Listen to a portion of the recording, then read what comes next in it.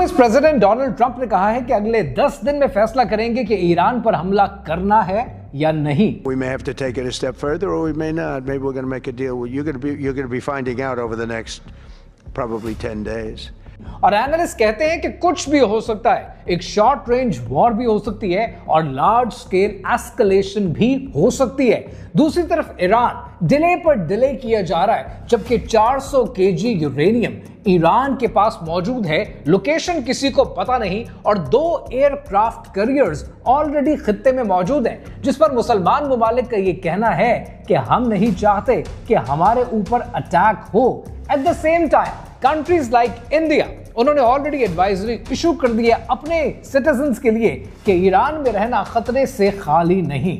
और in the meanwhile Pakistan की तरफ से अफगानिस्तान के खिलाफ ऑपरेशन गज़बुल हक का आगाज हो चुका है, जहां पर पाकिस्तान की आर्म फोर्सेस अफगानिस्तान में मौजूद इंडियन प्रॉक्सीज को और टेररिस्ट को चुन चुन कर मार रही हैं। और ये पाकिस्तान के बका के लिए ये ऑपरेशन बहुत जरूरी है। लेकिन पाकिस्तान और अफगानिस्तान का रिलेशनशिप यहां तक पहुंचा कैसे, इस पर एक लंबी डिबेट बनती है।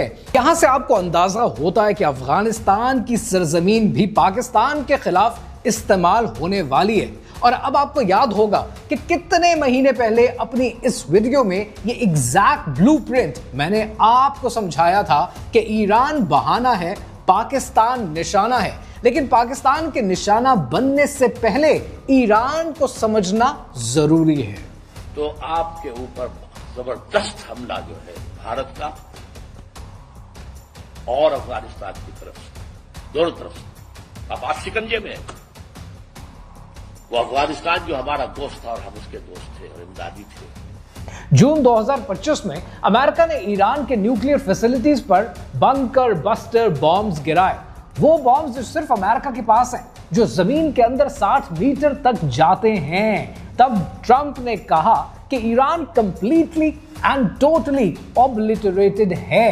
लेकिन उसी रात अमेरिका की अपनी डिफेंस इंटेलिजेंस एजेंसी ने एक लीक्ड रिपोर्ट पेश की, और वो रिपोर्ट कहती थी कि न्यूक्लियर प्रोग्राम, ईरान का न्यूक्लियर प्रोग्राम सिर्फ 6 महीने पीछे गया।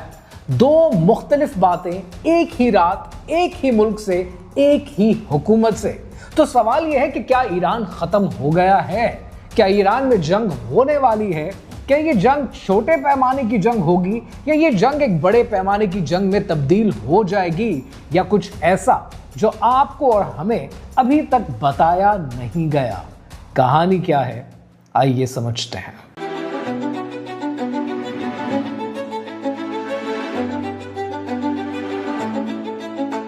13 जून सन 2025 इसराइल ने फेक स्टेट ने ऑपरेशन राइजिंग लायन लॉन्च किया।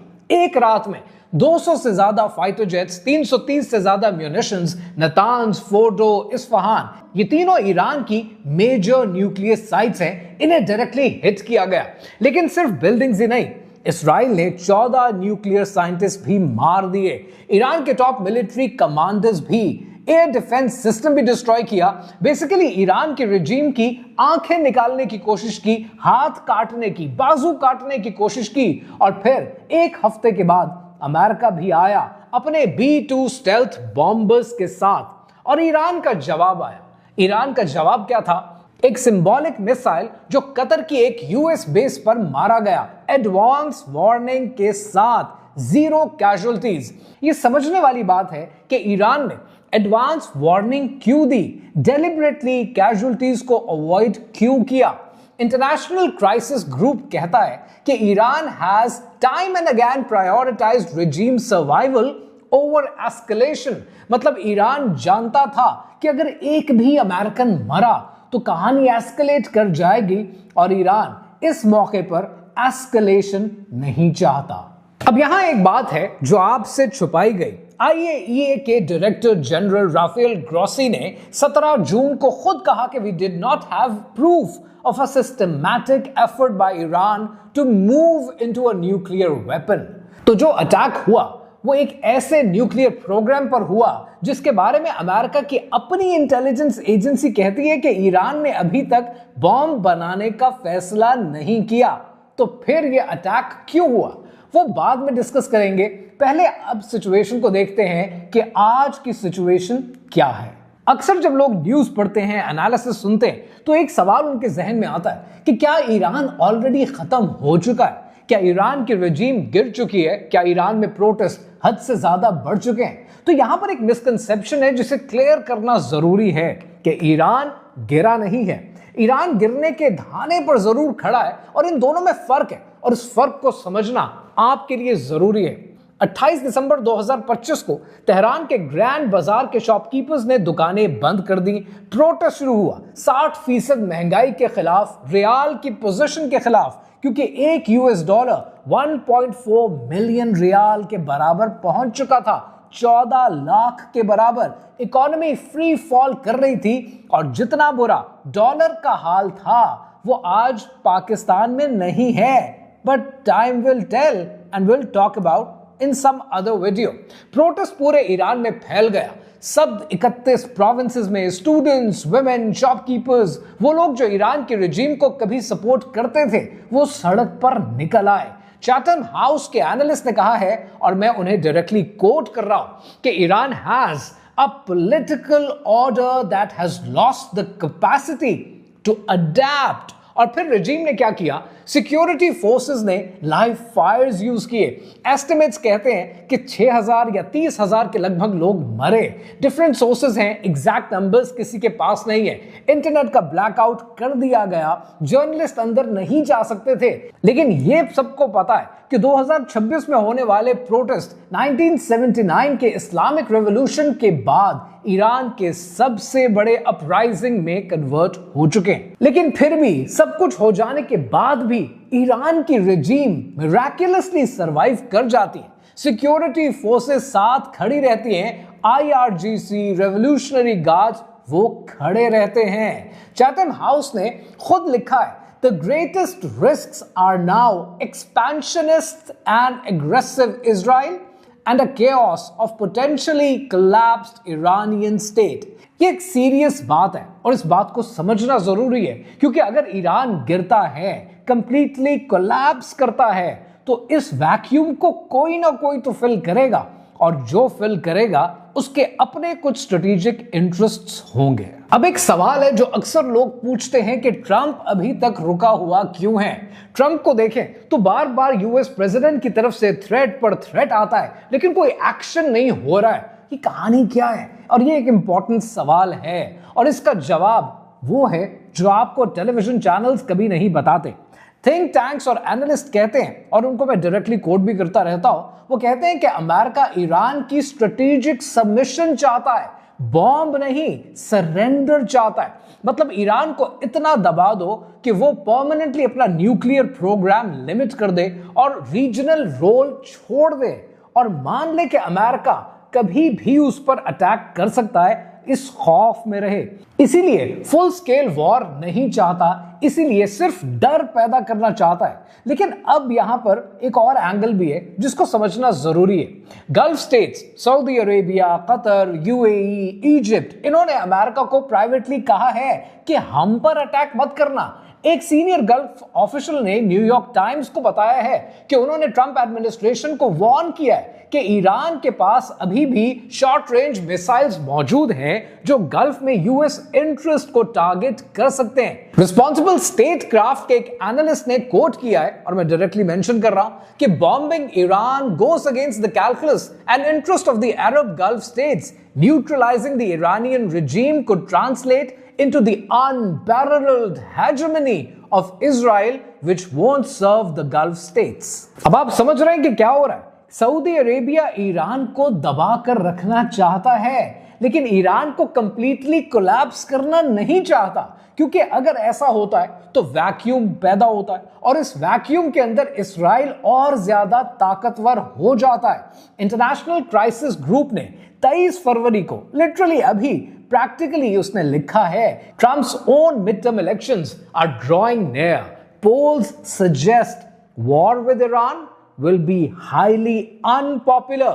तो ट्रंप ने एक साइड पर मिलिट्री आर्माडा खड़ा कर दिया है, 2 aircraft carriers, largest US air deployment since 2003 Iraq war के बाद, और दूसरी साइड पर नेगोशिएशन भी चल रहे हैं, टेबल पर भी बैठे हुए हैं और दोनों को साइमल्टेनियसली चलाया जा रहा है। ये प्रेशर टैक्टिक है। It's a clear classic Trump example, और ट्रंप इसी तरीके से काम करते हैं। लेकिन यहां पर एक सवाल है कि ईरान नेगोशिएशंस को डिले क्यों कर रहा है, और इस सारे डिले से ईरान को क्या फायदा होगा। अब इसको आप ईरान का जीनियस कहें या ईरान की डेस्परेशन कहें, क्योंकि दोनों कुछ केसेस में अक्सर इकट्ठे ऑपरेट करती हैं और शायद इस केस में भी ऑपरेट कर रही हैं। ईरान की डिमांड यह है कि अमेरिका पहले अपनी मिलिट्री प्रेजेंस मिडिल ईस्ट से हटाए और फिर बात करे। अमेरिका कहता है कि पहले ईरान एनरिचमेंट बंद करे तो फिर बात करे, और दोनों अपनी जगह से हिलने को तैयार नहीं है। लेकिन ईरान डिले क्यों कर रहा है?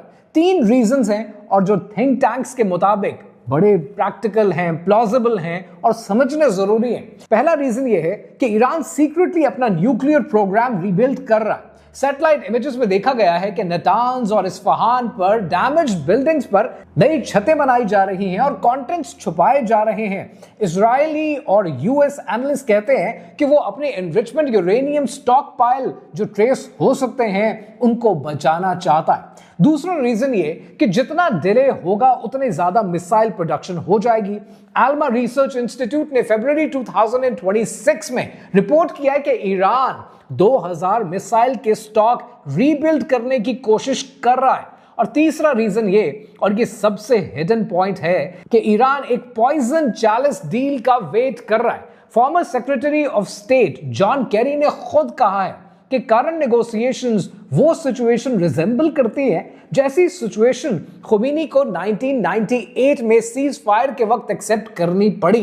उन्होंने कहा कि जैसे जहर का प्याला पीना हो। ईरान जानता है कि कोई भी डील ह्यूमिलिएटिंग होगी, तो वो ट्राई कर रहा है कि थोड़ी सी कंसेशन दो, पार्शियल डील करो और कुछ सैंक्शंस रिलीफ दो, और फिर क्वाइटली रीबिल्ड करते रहो। अब इस सारी कहानी का पाकिस्तान के साथ भी लेना देना है, और पाकिस्तान का रोल कोई छोटा नहीं है। आगे आने वाले दिनों में शायद मुश्किलात ज्यादा हैं।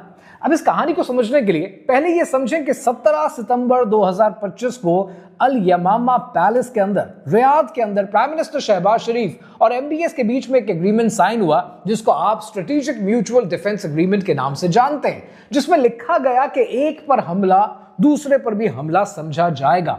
और अब रूसी यानी royal United services institute London, जो कि एक टॉप थिंक टैंक है, वो कहता है कि ये पैक्ट 1990s के एक सीक्रेट एग्रीमेंट का रिवाइवल है। जब पाकिस्तान ने सऊदीज को पहली बार न्यूक्लियर एश्योरेंस दी थी, तब भी न्यूक्लियर एश्योरेंस दी गई, और आज भी न्यूक्लियर एश्योरेंस सऊदीज के पास मौजूद है। पाकिस्तान के डिफेंस मिनिस्टर ख्वाजा आसिफ ने पहले कहा और फिर बाद में बैक ट्रैक किया कि पाकिस्तान का न्यूक्लियर प्रोग्राम सऊदी अरेबिया के लिए अवेलेबल होगा अगर जरूरत पड़ी। एक ऑफिशियल स्टेटमेंट और फिर डिनायर, लेकिन जो बोल दिया सो बोल दिया। वॉशिंगटन इंस्टीट्यूट ने डायरेक्टली लिखा है कि Saudi Arabia was likely the 4th unpublicised customer of AQ Khan's network. मतलब पाकिस्तान के न्यूक्लियर नेटवर्क से सऊदी अरेबिया को ऑलरेडी कुछ मिल चुका है। अब इस डील की डायमेंशंस और भी गहरी हो जाती हैं। रूसी एनालिस्ट टिम विजली ने कहा है कि Pakistan has now positioned itself firmly in the crosshairs of Israel's intelligence services. ये बड़ी इंपॉर्टेंट बात है। इसका मतलब पता है क्या है? इसका मतलब यह है कि ये एग्रीमेंट साइन हो जाने से पाकिस्तान इसराइल का एक एक्टिव टारगेट बन गया। Cyber attacks on nuclear facilities उनका डायरेक्ट वार्निंग है। ये पाकिस्तान के लिए कोई छोटी बात नहीं है। अगर ये वीडियो आप यहां तक देख चुके हैं तो आपको एक बात तो क्लियर हो गई है, और वो बात ये है कि जो कुछ ईरान, इसराइल और अमेरिका के बीच में चल रहा है, ये इसराइल का एक्सपेंशनिज्म है जिसको अमेरिका सपोर्ट कर रहा है। और अगर इस खित्ते के अंदर ईरान कमजोर होता है तो कोई गल्फ स्टेट नहीं चाहती है कि वो इतना कमजोर हो जाए कि उस वैक्यूम को फिल करने के लिए एक फेक स्टेट आगे बढ़े। तो यहां पर नेचुरली एक सवाल बनता है कि इसराइल की असल गेम है क्या। इसराइल का मकसद सिर्फ न्यूक्लियर प्रोग्राम नहीं है। आर्म्स कंट्रोल एसोसिएशन ने सीधा लिखा है कि Netanyahu sought to pull the United States into the conflict to target facilities beyond Israel's reach। Israel के पास फोटो डिस्ट्रॉय करने के बॉम्ब्स नहीं हैं, वो जमीन में 260 फुट अंदर है। सिर्फ अमेरिका के पास GBU-57 मैसिव ऑर्डिनेंस पेनिट्रेटर है, वो ये काम कर सकता है। तो इसराइल ने ईरान पर अटैक किया और अमेरिका को साथ घसीट लिया इस जंग के अंदर। लेकिन उससे भी बड़ी गेम यह है कि इसराइल का एक्सेस ऑफ रेजिस्टेंस परमानेंटली खत्म करना, हिजबुल्लाह को वीकन करना, हमास को डिसआर्म करना, उस पर प्रेशर बिल्टअप करना, होतीज को कॉन्टिन्यूस बेसिस पे बॉम्ब करना। Syria is already gone. अब ईरान खुद सर्वाइवल मोड से गुजर रहा है। चैटम हाउस के एक एनालिस्ट है और वो लिखते हैं कि Iran's power and ambition across the region is diminished and the prospect of an Iran centric order has receded। Israel एक ऐसे मिडिल ईस्ट में रहना चाहता है जहां कोई स्टेट लेवल काउंटर फोर्स नहीं हो। उस विजन में ईरान का रोल सिर्फ एक वार्निंग एग्जाम्पल बनाई गई है, यानी इसराइल इस पूरे खित्ते को कंट्रोल करना चाहता है। अब ये बात अगर आपको अब तक समझ में आ गई है तो आपको ये भी समझ में आ गया होगा कि अगर खुदा ना खास्ता ईरान गिरता है तो ईरान के बाद बारी किसकी आती है। अगर ये एक्सपेंशनिज्म इसराइल का जारी रहता है तो आपको ये बात भी समझ में आ गई कि ग्रेटर इसराइल का लफ्ज मेरे बोलने के लिए ही काफी नहीं है। ये वो बातें हैं जो आपको और आपकी आने वाली नस्लों को पता होनी चाहिए, क्योंकि जो बच्चे मोबाइल के आगे बचपन की खेल भूल चुके, गली मोहल्ला भूल चुके, दोस्त भूल चुके, वो इसराइल की एक्सपेंशनिज्म के सामने कितनी देर टिकेंगे। इसलिए उनको एक एक बात खोलकर बतानी जरूरी है। मानो ना मानो तुम्हारी मर्जी, मैंने तुम्हें बता दिया।